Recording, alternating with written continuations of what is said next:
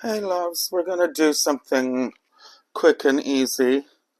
I just want to prepare. We have quick and easy and totally delicious. So I have my two tuna steaks, caught wild and flash frozen, and they look very beautiful.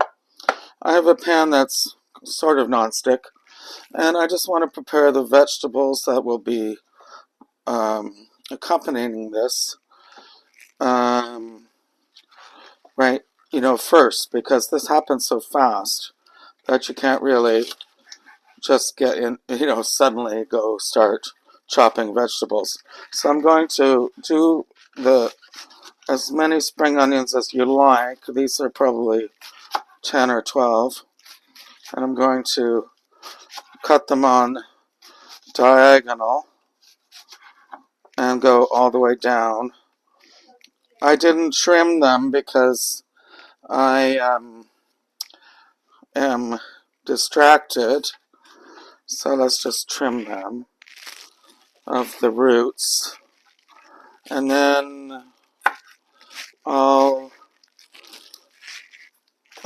keep going on the diagonal. When they get kind of to the white part, I make them smaller so they cook faster. Okay, like that, like that. And then, I would have loved to do this with snap peas, and I think that would have been gorgeous, but guess what? Snap peas, we're out of snap peas. So I'm going to cut zucchinis in half, then in quarters. I might not need to. And then I'm going to cut these into diagonals so that they're pretty and they're about half an inch thick. They'll be pretty and they will also cook quickly.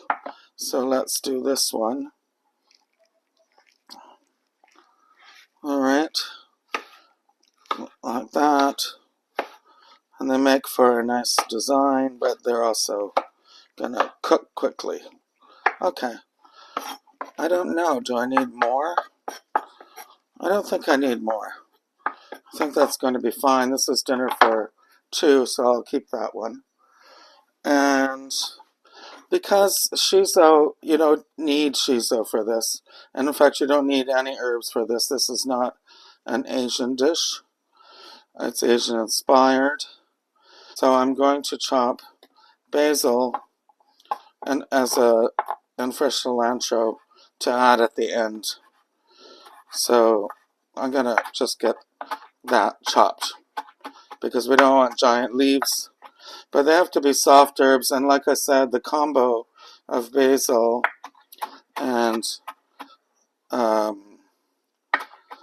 cilantro should be something that will go nicely with the main deal, which is the tuna, but it's also the red miso paste. So I have to put all these in little bowls so that I can prepare to coat the chicken, looks like chicken, coat the tuna first in miso paste, red, and then in sesame seeds, black or white or both. Okay, so we'll get that together, and I'll get back to you. The aromatics of these herbs already smell fantastic together. All right, so we want to get our red miso paste. We want to coat, and this paste is, first of all, I've dried the tuna steaks off. We want to coat, and you know what? This paste is a little bit chilled because it's been in the fridge. So I'm gonna just try to coat it in on both sides. I'm just gonna spread it over, and I'm using my hands. That seems to be the best way. What I would like to do now is rinse my hands. I want to turn on the oil, Like I said, we need a couple tablespoons. I didn't say that, but like I said, this is a fast dish. Put it up to medium high, and we're just going to pat on the sesame seeds like that. And I want them to be on both sides. I think that's will help get into the difference between the coated and the uncoated. So here's the other side. And you could use any color of type of sesame seed. I'm just using one color now. I like the black and white mixture. And I'm going to, yeah, that's working nicely. I want it to be coated on the sides. And of course, let's try the other side of that one. Gotta rinse my hands again.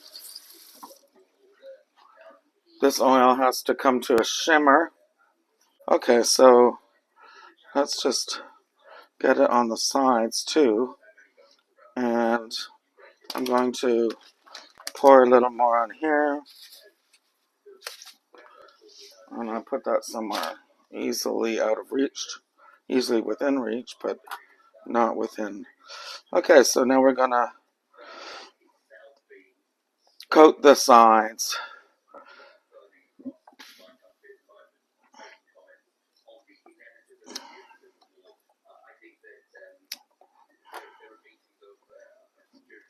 Alright, so then I need to probably edit this video down, but I don't know, it feels pretty good. I'm going to start the measuring of timing when I hear. You've seen me do this before, and I didn't do it this time. You need to see if the pan's not hot enough. Anyway, I'll show you in a minute. Okay, folks, it's been a minute and a half, and you can see the bottom of the fish has become opaque, and that's a good sign. I mean, we only want to cook it halfway through. Okay, that's a little bit too much. Let's go over. That's a little much. We're going to cook it probably another minute. So it looks like it's been a minute, and I want to flip these to see. Oh yeah, that's a beautiful color. You can see some of this center coming out. I want to flip these and rest them, okay? And I kind of like the color. This is now too hot, and this is falling off. So I'm going to take a paper towel now. I've turned the heat down, and we want to wipe this out because it has the burning sesame seeds in. Now we're going to throw in with no oil. We want to sear the veg for a few minutes. This one is looking good. These are looking good. Of course, I need to keep an eye on this. Oh, I need to throw a little red wine vinegar on it. You don't need any seasoning because miso is very salty. Oh, here's another piece. See, they're getting browned already. So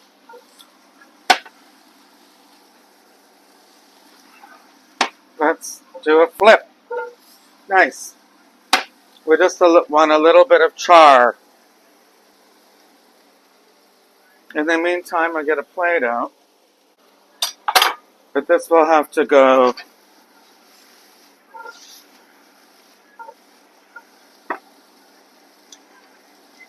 Get a little bit more char on that. Just a little bit. And you can see the onions have char. This is a dry pan method.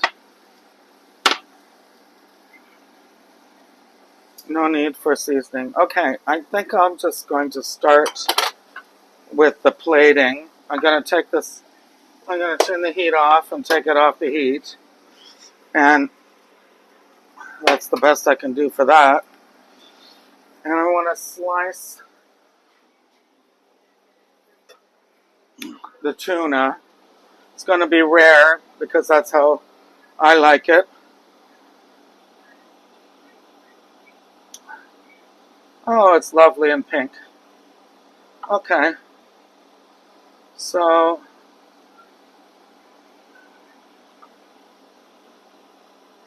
let's just keep going. I'm not going for really thin slices. They're pretty thin though. I'd say 1/4 of an inch. And then let's plate some vegetables like that.